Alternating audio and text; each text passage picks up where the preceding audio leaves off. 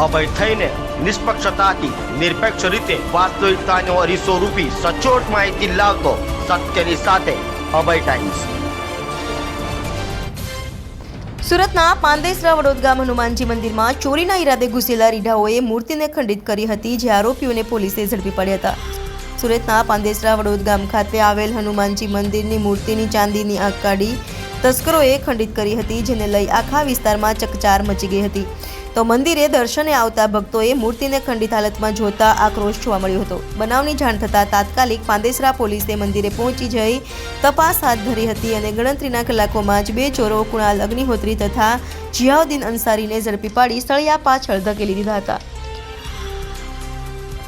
જી Pandesara police વિસ્તારમાં વડોદ ગામમાં શ્રીરામનગરમાં હનુમાનજીનું એક મંદિર આવેલ છે।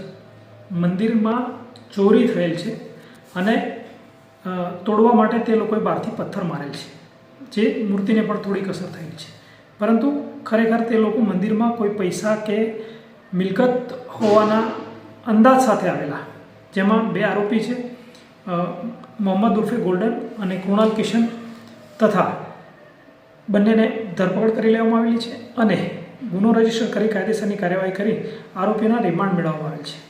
આરોપીઓ ગુનાહિત ભૂતકાળ ધરાવે છે, જેમાં તેમના વિરુદ્ધ મારામારીના તેમજ ચોરીના પણ બનાવો નોંધાયેલા છે, જે આધારે તેઓની ધરપકડ કરી છે અને કાયદેસરની કાર્યવાહી કરી છે। સર, કયા વિસ્તારની ઘટના હતી, કઈ રીતે અંજામ આપ્યો હતો આખો? જી પાંડેસરા વિસ્તારમાં વડોદ ગામની શ્રીરામનગરની ઘટના હતી અને આ લોકોએ રાત્રિના ભાગે મંદિરની નજીક આવી મંદિરનો દરવાજો તોડવા માટે પ્રયત્ન કરેલા પ્રાથમિક રીતે જણાયેલ છે।